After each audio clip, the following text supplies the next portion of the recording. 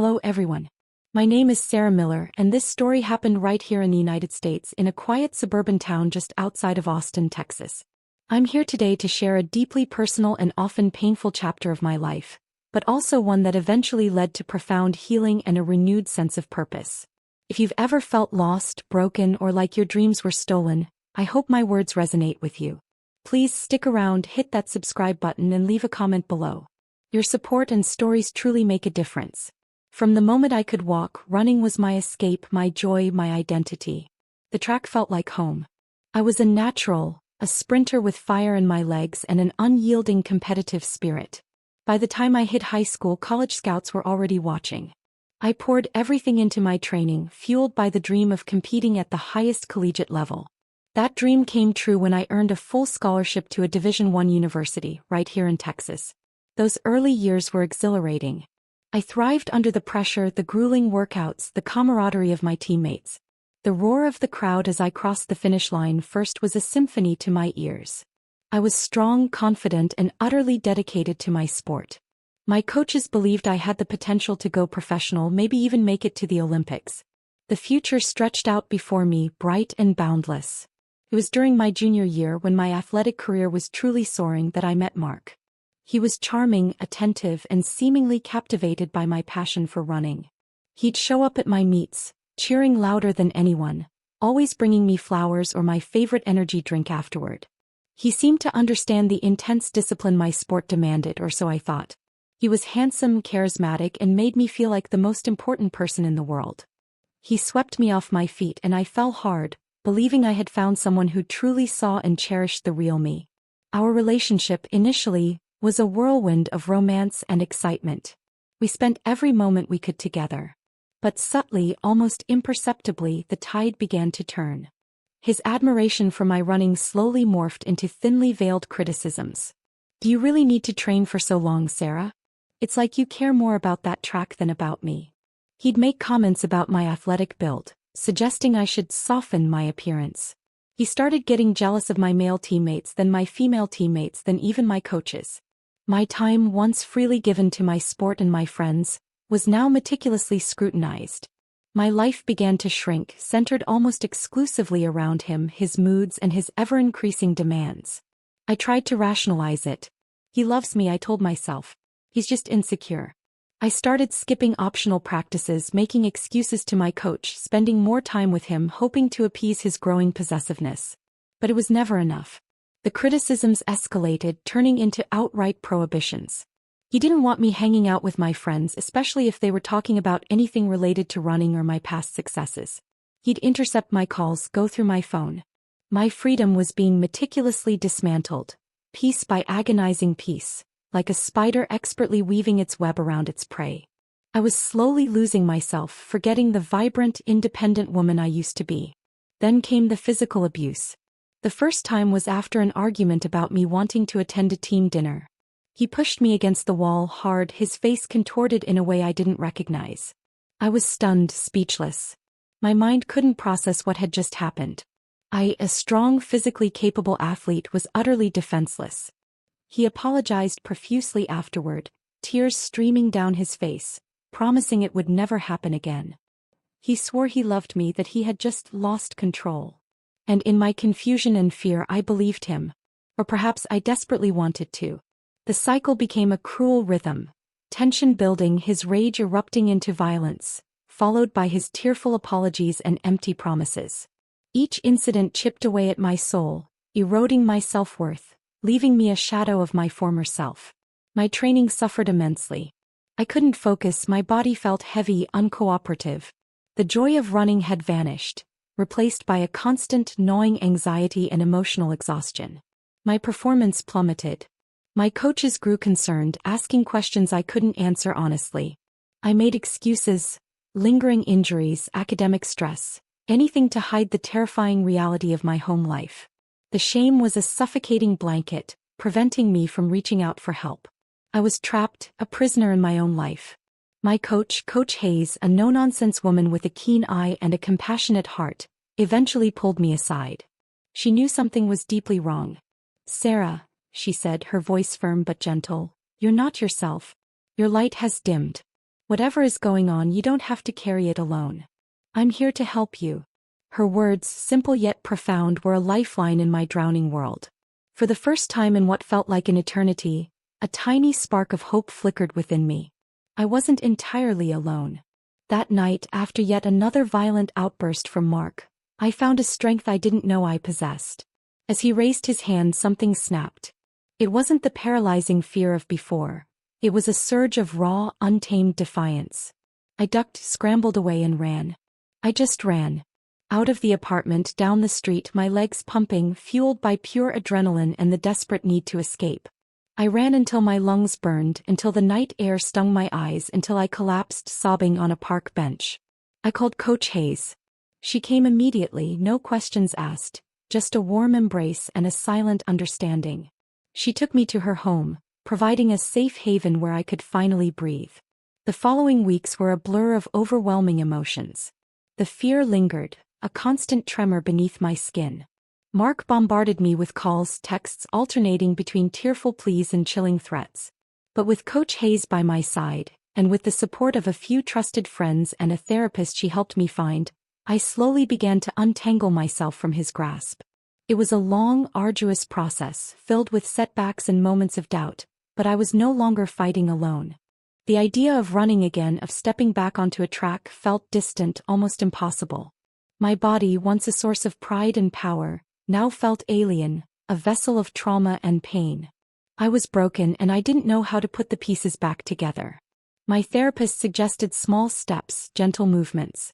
I started with walks around the neighborhood, then slow jogs, my lungs protesting, my legs aching, but my spirit beginning to stir. Each step was a small victory, a reclaiming of my body and my identity. The feeling of the wind on my face, the rhythm of my feet on the pavement, slowly brought back faint echoes of the joy I once knew. One crisp autumn morning, while jogging through a local park, I saw a group of women running together. They were laughing, chatting, pushing each other. There was an undeniable energy about them. Curious, I cautiously approached. They were part of a casual running club, diverse in age and fitness levels, united by a shared love for movement and community. They welcomed me with open arms, no judgment, just genuine warmth. I joined their runs, hesitantly at first, then with growing confidence. Sharing the road with these women, listening to their stories and eventually sharing parts of my own, was incredibly therapeutic. I realized I wasn't alone in my struggles. Many of them carried their own burdens, their own silent battles. But together we found strength. The idea began to form organically during a long training run. One of the women, a busy working mother named Maria, confessed her long-held dream of running a marathon, but admitted she felt overwhelmed and unsure where to start. Without thinking, I offered to help her train. Soon, others expressed similar aspirations. My years of competitive running, my knowledge of training principles, my understanding of discipline and perseverance, began to feel relevant again. I adapted my old training regimens, scaling them for different fitness levels, focusing not just on physical conditioning but on mental resilience. What started as an informal offer of help quickly blossomed into something much larger. I saw the transformative power of running, not just for physical fitness, but for emotional healing and self-discovery. It wasn't about winning races anymore. It was about reclaiming power, rebuilding confidence, and forging connections. I realized I could use my own painful experiences to help others find their own strength. I officially launched Stride Forward, a women's running group dedicated to empowering women through distance running. I advertised on local community boards, social media, and through word of mouth. The response was overwhelming. Women from all walks of life with incredibly diverse stories joined. Some had never run a mile in their lives, some were returning to fitness after years away, and many, to my profound empathy, revealed they too had experienced forms of abuse or profound hardship that had stolen their confidence. Our training sessions became sanctuaries. They were more than just workouts. They were spaces for sharing, for laughter, for tears, for unwavering mutual support. I shared my story, raw and vulnerable, and many of them in turn found the courage to share theirs. We talked about overcoming fear, pushing past discomfort, finding inner strength. We celebrated every small victory, a new personal best, completing a challenging long run, or simply showing up on a day when it felt impossible. I witnessed incredible transformations, not just in their physical endurance but in their eyes, in their posture, in the way they carried themselves. They started to stand taller, to speak louder, to reclaim their voices. The day of our first marathon, with a core group of stride-forward women at the starting line, was surreal. The air buzzed with nervous excitement and shared purpose. As I watched each woman, some of whom could barely jog a mile months ago, cross that finish line, tears streaming, faces etched with exhaustion and unadulterated joy, it was one of the most profoundly moving experiences of my life. My own pain, once a crippling burden, had somehow been transmuted into a catalyst for their liberation. It was a beautiful, unexpected reciprocity of healing. Stride Forward continues to grow. We now have several groups across the city, organized by pace and experience level, fostering a vibrant, supportive community. We've helped hundreds of women discover their inner athletes, break free from self-doubt and rewrite their own narratives. It's not just about running marathons. It's about reconnecting with their bodies, pushing past perceived limitations, and building a sisterhood that celebrates resilience. We've even started a partnership with a local women's shelter, offering free training and mentorship to survivors, providing them with a path to empowerment through movement. My story, I've come to learn, is not unique. So many women in the United States and around the world grapple with the devastating effects of abuse and violence. But I want to tell you from the depths of my own journey that you are not alone. There is a way out. There is light beyond the darkness. It is possible to restart, to reclaim your dreams, to find the unbreakable strength within yourself to overcome the pain. Running was my vehicle for healing, but every woman can find her own path, whether through art, music, education, advocacy, or any pursuit that ignites her spirit and makes her feel alive and whole again. If you are experiencing violence, please don't suffer in silence. Reach out for help. There are people who care and want to support you. Call the National Domestic Violence Hotline at 1-800-799-SAFE-7233, or visit their website. Connect with local shelters or support groups. You do not have to carry this burden alone.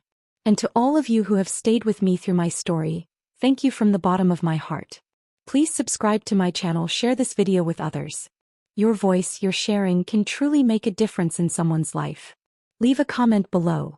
Tell me what you thought or share your own experience if you feel comfortable. Together we are stronger. Believe in yourself. You are capable of overcoming any obstacle and starting anew as many times as it takes. That is the message I want to leave with you today. A big hug, and until next time, my healing wasn't a straight line.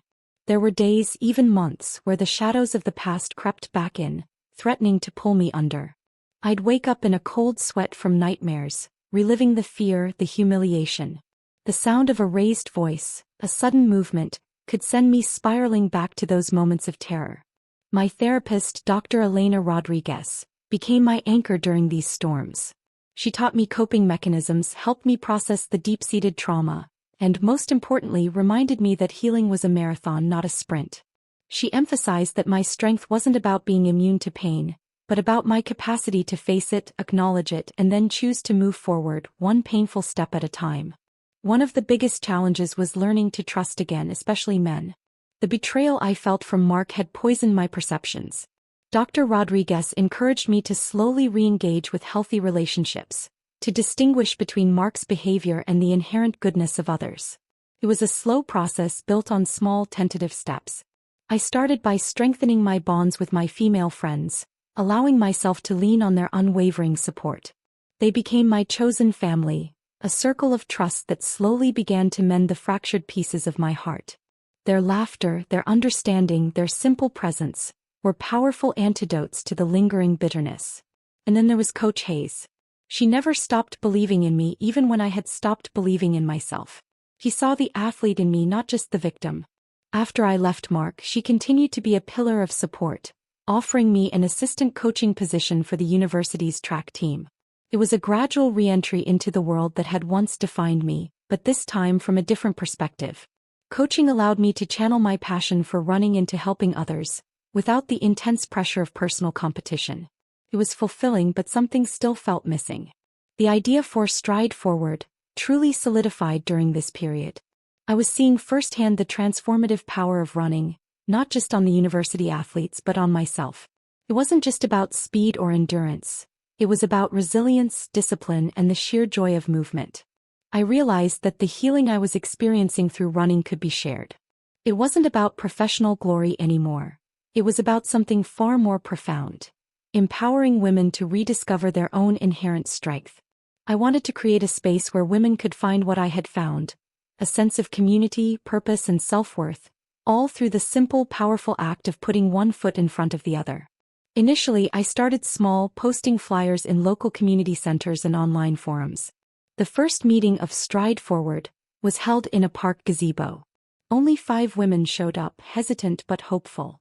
There was Maria, the busy mom who sparked the idea; Brenda, a recent divorcee struggling with self-esteem; Sophia, a young woman recovering from an eating disorder; and 2 sisters, Clara and Elena, who simply wanted to get active but felt intimidated by traditional gyms.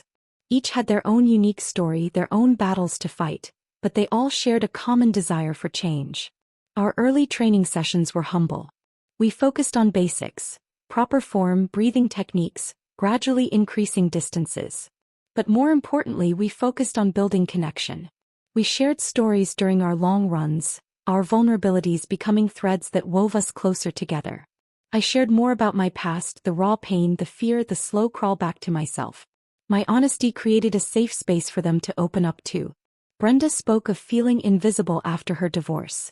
Sophia confided in her struggle to see her body as anything but flawed. Maria wrestled with the guilt of taking time for herself, and Clara and Elena shared their lifelong battle with self-consciousness. The progress wasn't just physical.